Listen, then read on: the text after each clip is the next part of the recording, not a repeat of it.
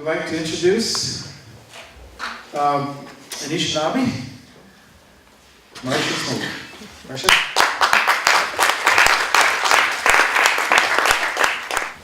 Thank you very much, Ben. And Bojo, on Indigenous, Wapshaki, Kninkwe.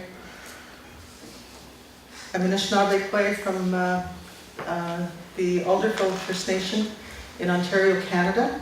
It's situated very close to Toronto, Ontario. We're about just over an hour from the city, so give you an idea of where I'm from. As part of our culture, part of our mannerisms when we go to other people's territories, we'd like to acknowledge and thank those people who are the keepers of the land and territories for where we are coming together. And today I would like to acknowledge and thank people from this area for allowing us to come to your territory and to present our messages to each other, and I really appreciate that. This is a very special day for me. It's a very special day for everyone in this room. This is a day that would make the ancestors proud. I wanted to prepare a presentation that would highlight the successes of people surrounding the tourism industry that are becoming a part of the World Indigenous Tourism Alliance. And I'd like to acknowledge the people here today who are sitting in this room that have been taken a lead in organizing and getting people together, and to be able to see this day come forward. This is actually the very first gathering that the World Indigenous Tourism Alliance has put together. We had a brief meeting in Australia. We were together in Darwin. Actually, it wasn't all that brief. We spent a couple good days in the sun and on the land with people from the Larakia territory, and it was just a wonderful experience. And you know, with the hospitality shown by Neville and his colleagues in that area, it was just the right thing to do, because as we talk about Indigenous peoples or Aboriginal peoples, you know, throughout many years, when we hear about Aboriginal peoples, we think of people from North America, people think of the Aborigines from Australia, we think about the Maoris from New Zealand, and only in the last 20-30 years have we really embraced the fact that, you know, we've now come to meet and learn the Indigenous peoples in other parts of the world, and the experience that we had in Australia, to be able to join brothers and sisters there was just will be a lifetime memory for me. So I really appreciate being here to be able to speak at this first forum. So thank you, Ben, and others, for Neville and Leonard and others that are here from the Alliance, and of course those who were not able to be here that accompanied us in Australia as well. It was just, I just can't say enough about how overwhelming this gathering is for me. Well, it's been said that you know, in order for one to move forward, we have to understand our past.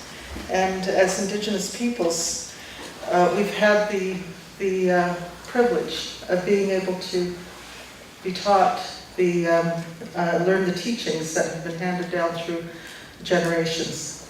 And these teachings and ceremonies are who we are. And these teachings and ceremonies are what guide us. They are also what tourists want to learn about us. And they also want to experience that.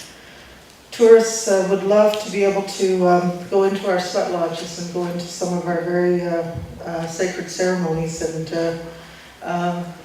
but we do have tourists that participate and join our powwows and We have our people who are charged with being the MCs at our powwows and gatherings that provide advice and guidance to the people who are not familiar with the protocols and how one should conduct themselves at those gatherings. So we are able to have people experience some of one small element of what our ceremonies and teachings are. But over time, we found that back when people were experiencing, it's not that long ago, and it still may exist today, I don't think of it in these terms anymore, but the New Agers. We had a lot of people that were part of the New Age generation, we could call them, that just really wanted to be a part of being Native, where it was, it was cool to be Native, it was cool to try and be with Native people. And, but that came from a different place. It came from people who did want to experience our ceremonies, and those are things that were off limits. And I say these in a respectful way because our ceremonies and parts of our culture, our teachings, those go to the heart of who we are. Those are things that only we as Indigenous peoples can feel and understand. Others can talk about it, others can say they've been there, but they will never know what it means. When Ben shows his pictures up on the screen about the ceremonial places, about the places in Australia that are sacred, places in various parts of the world in Africa that are, when our speaker this morning was talking about the rock paintings in Africa, we have those, we call them petroforms or petroglyphs in Canada. Those are very sacred places to our people, and it's a common, where we have that, it's a common element that binds us as Indigenous peoples throughout the world. And there are other elements that are part of our cultures and the teachings in those areas that will also bring similarities and bring a connection to each of us. So when I talk about tourism, when I talk about culture, I'm going to the core of who we are as a people.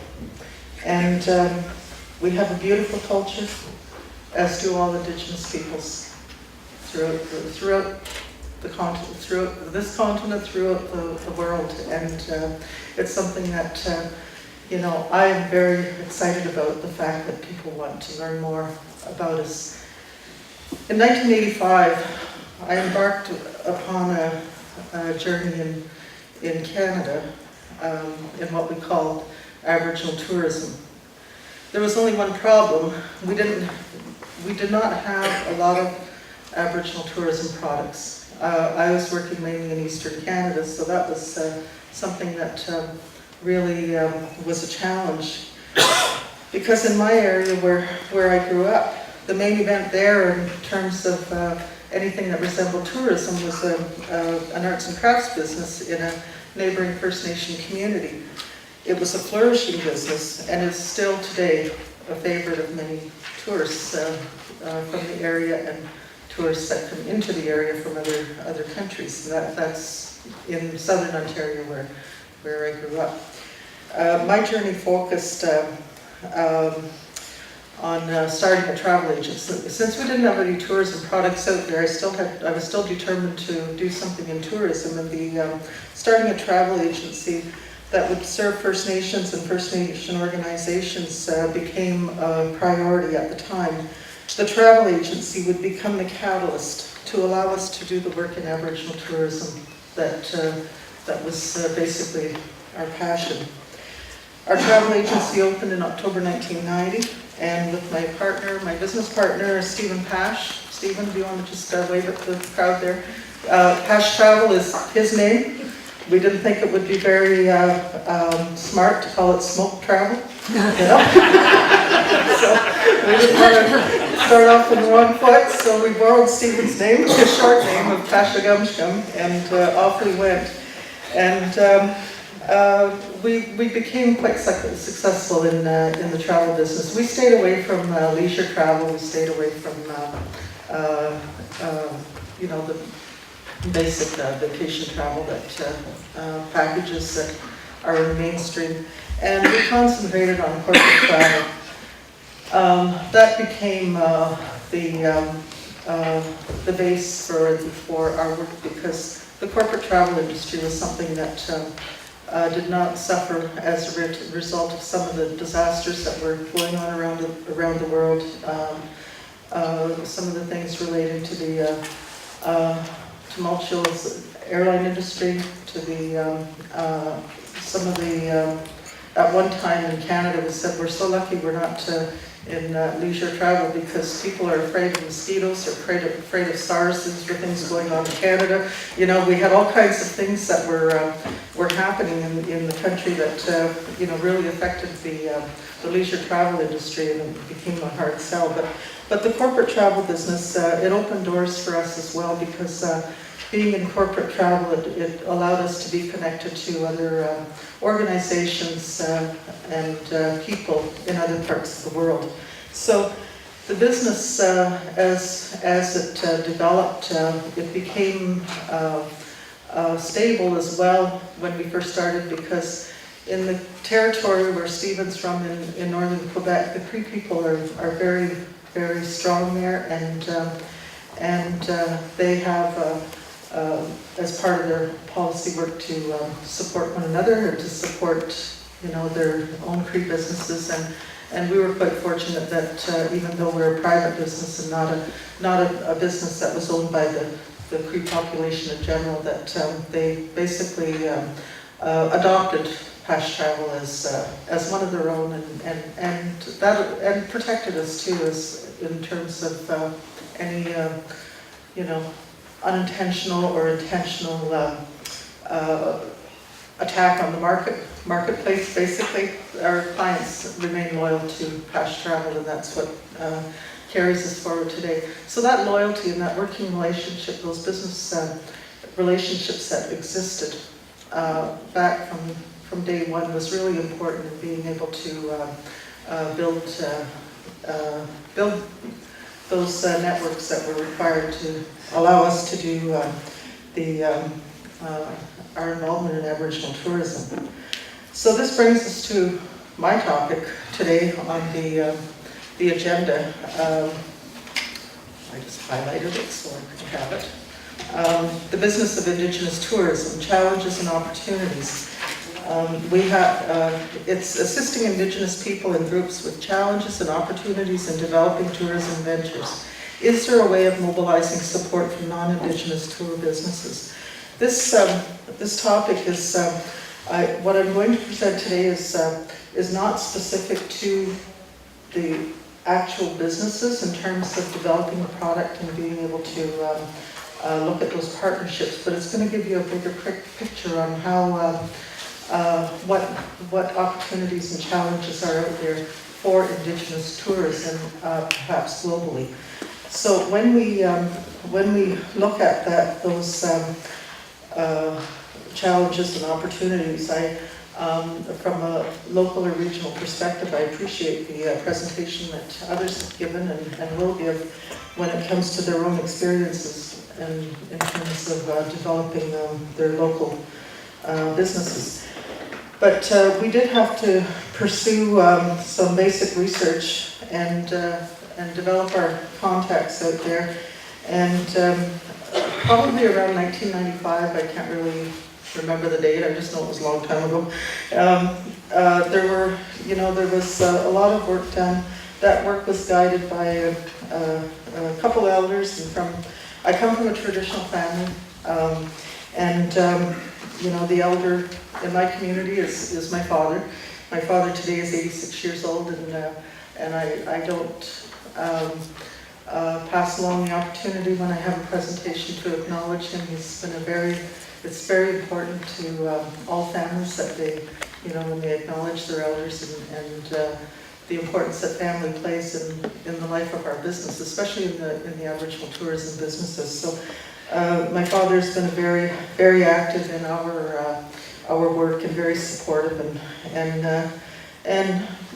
provides, you know, good advice to us on issues that, you know, and challenges that we face.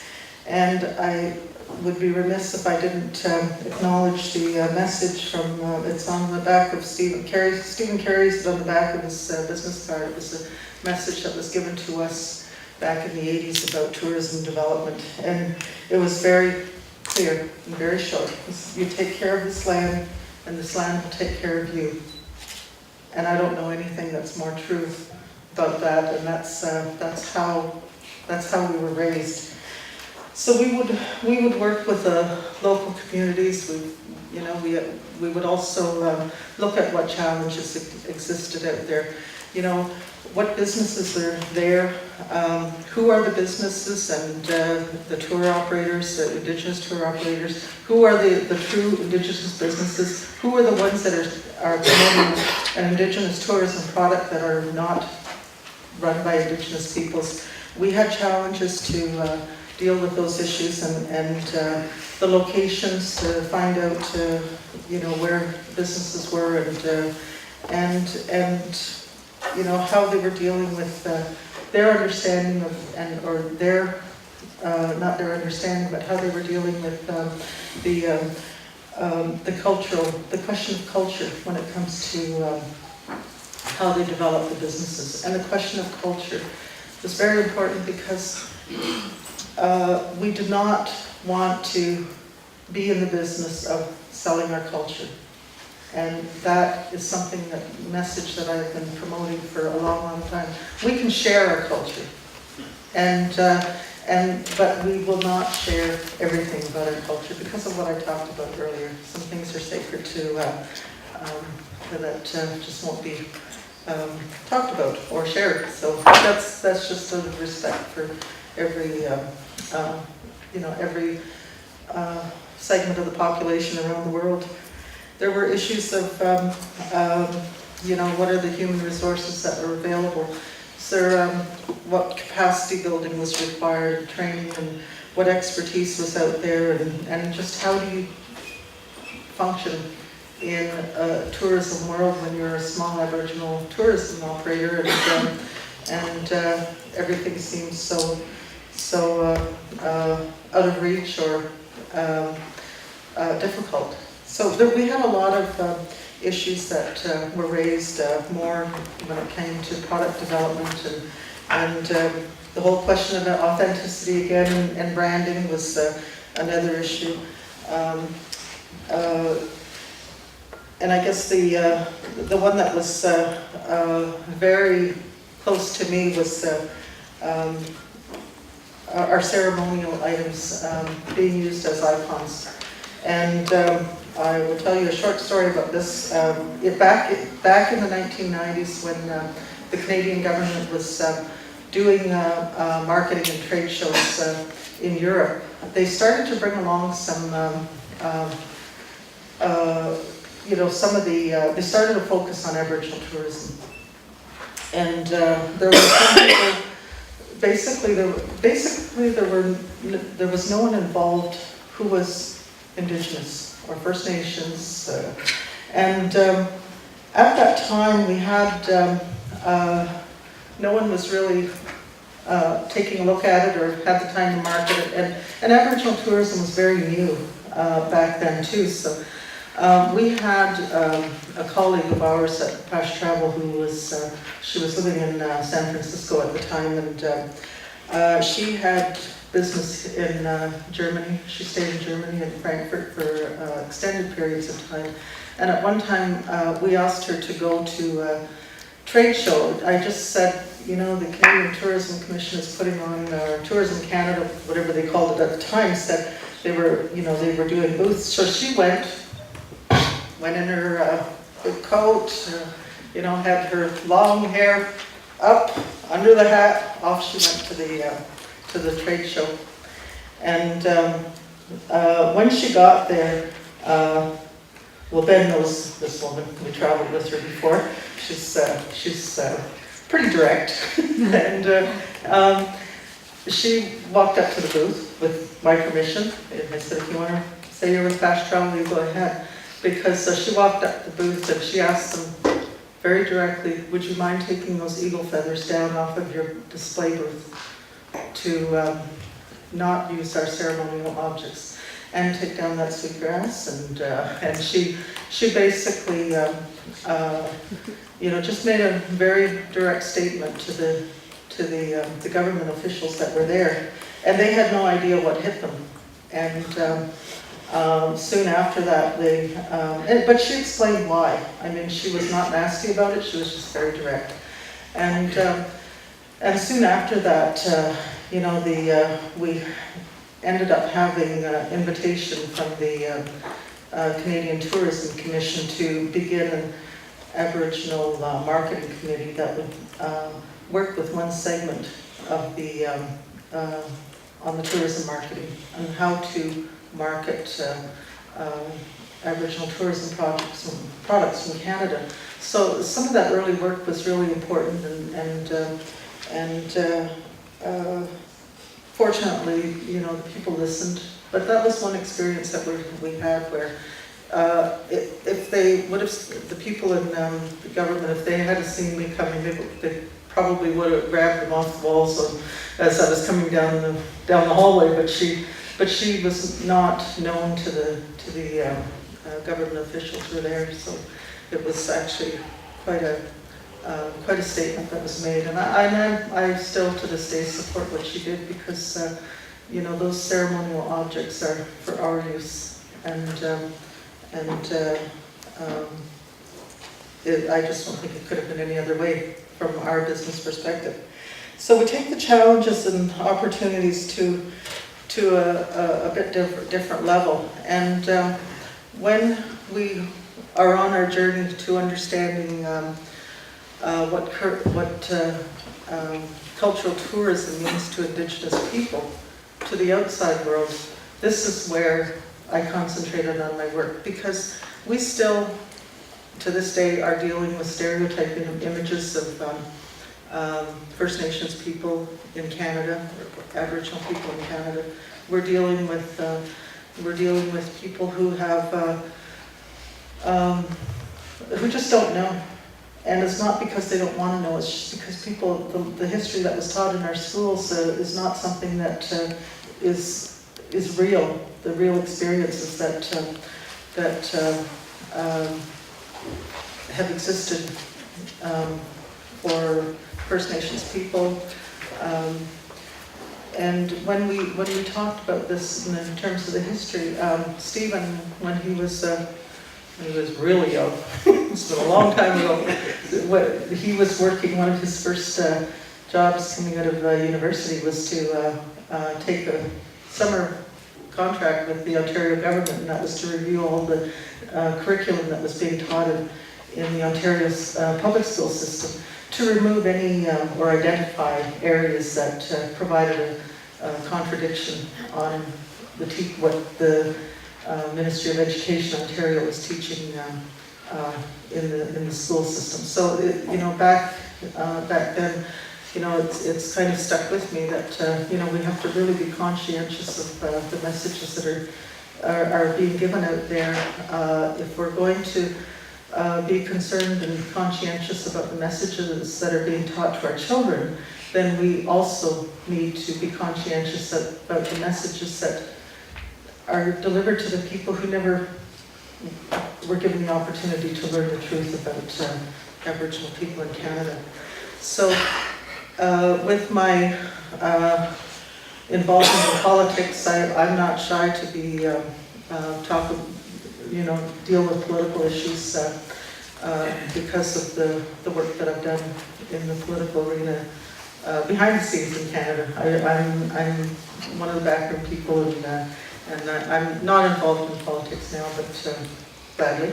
But I do have some images there that I feel should be shared with the people. It's not my intention to dishonor anyone or slam governments or anything like that, but I just like to be able to share the stories so that people understand what we have to deal with, because these are all challenges when it comes to the delivering a tourism product. we have to understand that, you know, we may have a very good tourism product, but what visitors are not going there because they don't want to have anything to do with the Indigenous peoples. So there's a huge segment out there in the world that you know, needs to have a little bit of messaging, and but of course we can't reach everyone.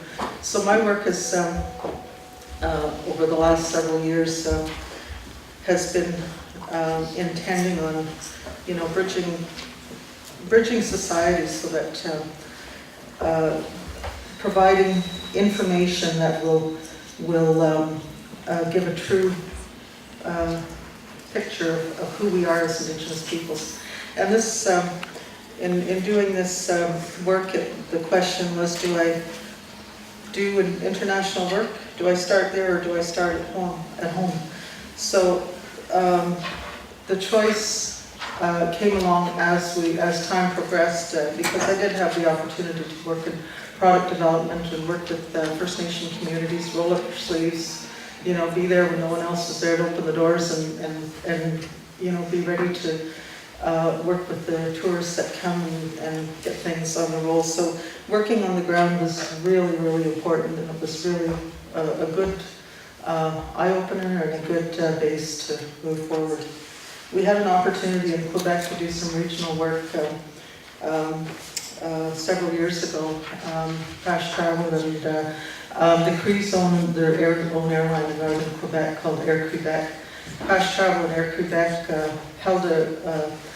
hosted a conference in Quebec City and invited people from around the province and all parts of the province who had an interest or had a tourism business in Quebec. And what we did was we raised the awareness that whatever business you have or aspire to get into, you know, there are other people who have similar interests, and they have similar challenges, and perhaps by working together or speaking together, there would be, you know, doors would be open mutually for everyone. So we did host that conference, and soon after the provincial organization was created called the Quebec Aboriginal Tourism Corporation. We kind of walked away from that just because we kind of felt our work was done in that arena, and that organization still exists today, and has been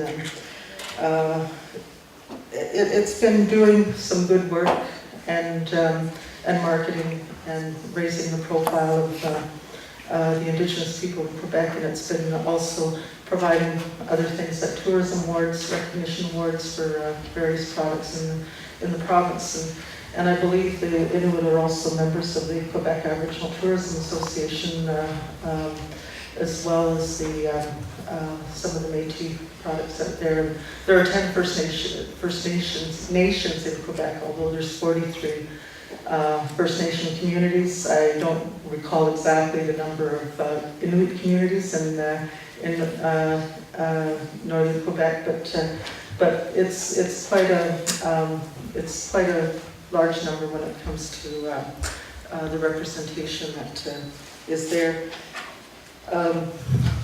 When we started to do some work on a national basis, we were involved in creating an organization called Aboriginal Tourism Team Canada.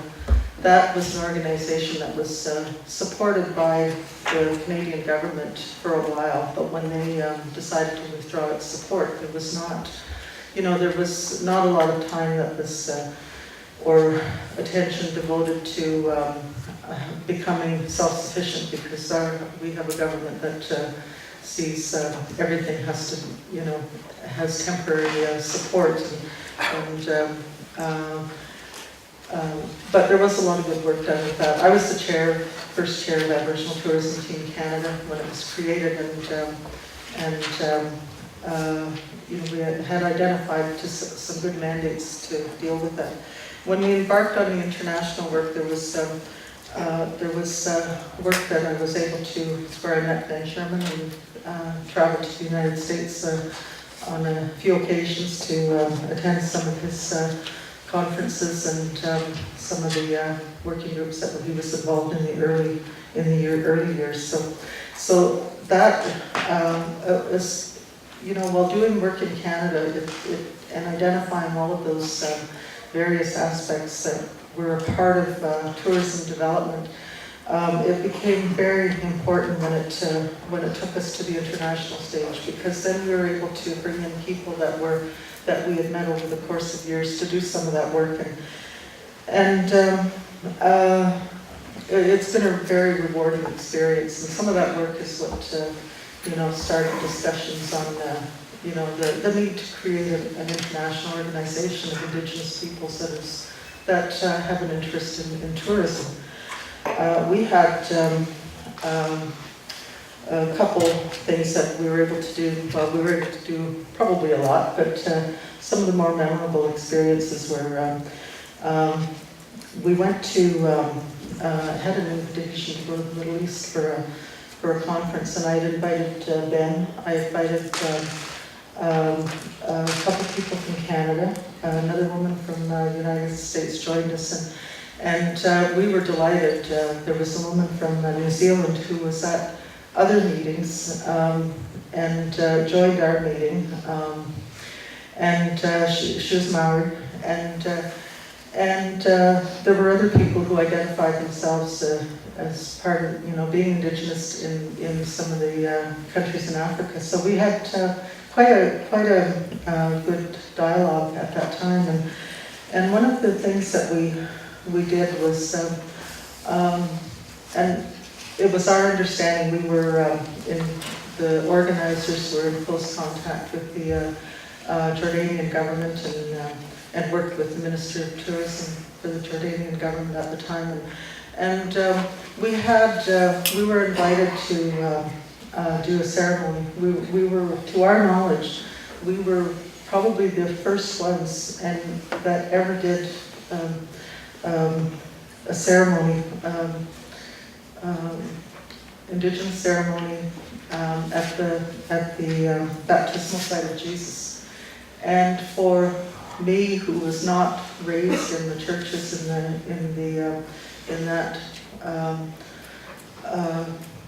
the Christian system, it was still just an amazing and overwhelming experience, and we were witnessed by the people who were at that conference, and again, it was something that I was very proud to stand there with Ben and with Pauline from New Zealand, and Eli from Canada.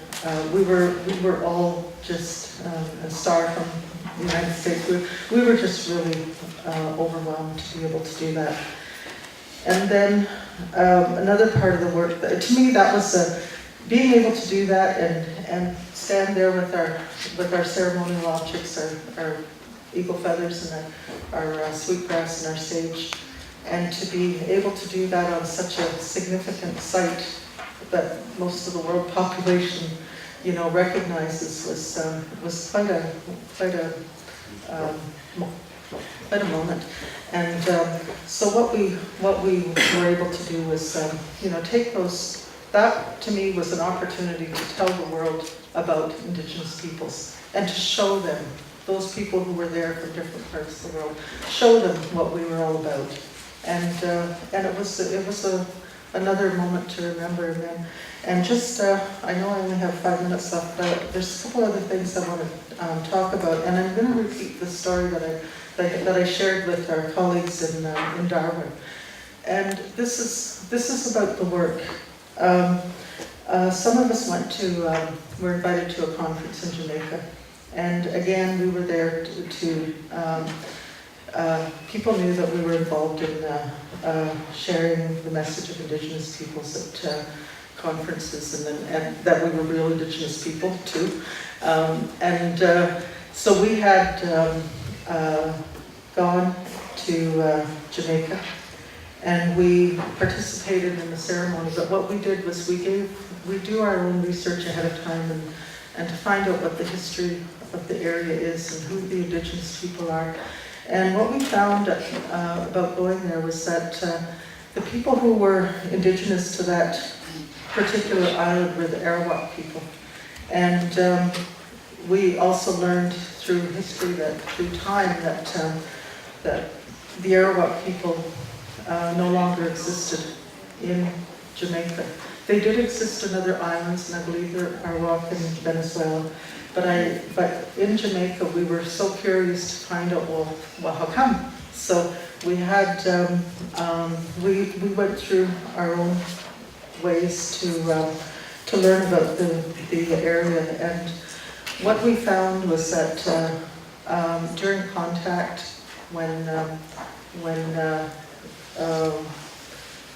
this whole business about Christopher Columbus, discovering America, well,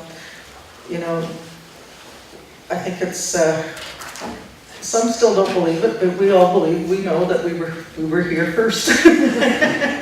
Some still don't believe that, but we were, the original descendants of what we call Turtle Island, and the islands surrounding Turtle Island. And as after contact and the colonizers started to multiply in that particular area, there were the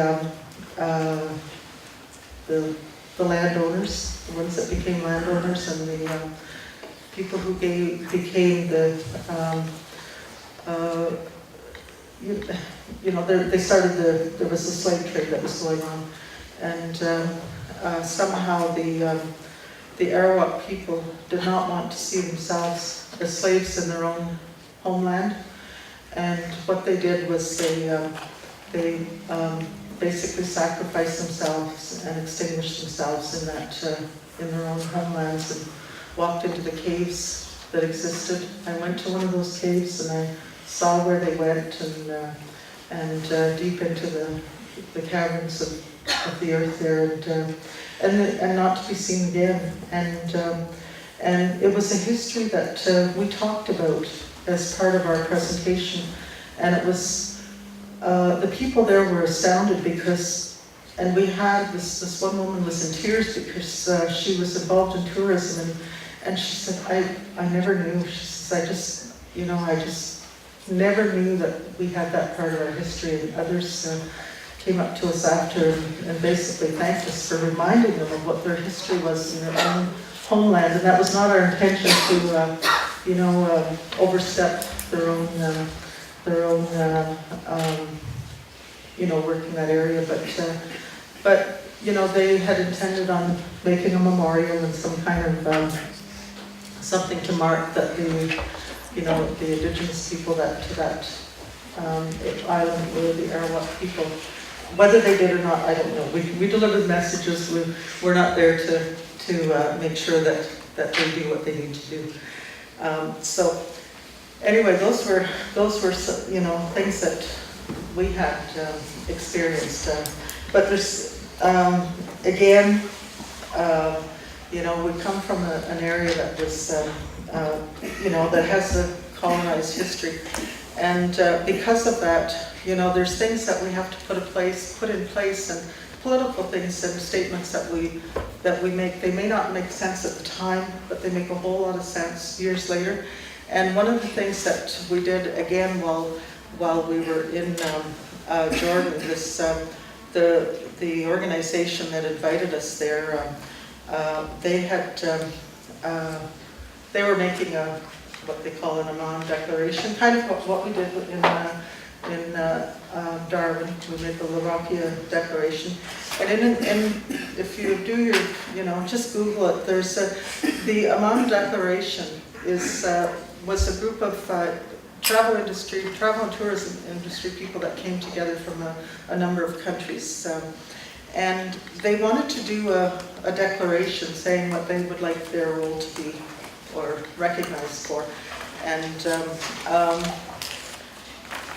because we were there as Indigenous peoples, and there were so many of us, I didn't feel that the opportunity could go to be set aside or not be included. So what we did was a number of us got together, and I know Ben was there at the beginning, but I think you had to leave a day early or something. But on the last day of the meeting, when they were presenting this Aman Declaration that was endorsed by the people that were there, and there were also people there from the World Tourism Organization, so this might be something, an avenue as well in the future. Because in that declaration, the line that was put in there was, that we insisted, was that the preservation and wise use of the environment and ecological balance are essential to the future of tourism, and that the ancient wisdoms of Indigenous peoples and care for the earth be recognized. That was in that Aman Declaration. My understanding was that it was going to be presented to those other World Tourism Organizations for adoption, and whether it was or not, I don't know, but I know our footprint is there. And that small group of us that went to Jordan are the ones that really pushed for that there. And that's why, you know, with the Larrakia Declaration, you know, there's another clause that I was a nuisance to Ben over, and getting him to push something that I was promoting. And this phrase, this point in the Larrakia Declaration, it says that governments have a duty to consult and accommodate Indigenous peoples before undertaking decisions on public policy and programs designed to foster the development of Indigenous tourism. That message comes from the principle of free, prior, and informed consent of Indigenous peoples. And the importance of that free, prior, and informed consent is clearly established as an international human rights norm. The right of Indigenous peoples to grant or withhold approval for actions affecting our rights is an integral element of the right of self-determination. And that is in Article 3 of the United Nations Declaration on the Rights of Indigenous Peoples. So our rights are routinely violated when Indigenous peoples are excluded from or marginalized in the decision-making processes. And that is now applicable to all countries around the globe. And those kinds of,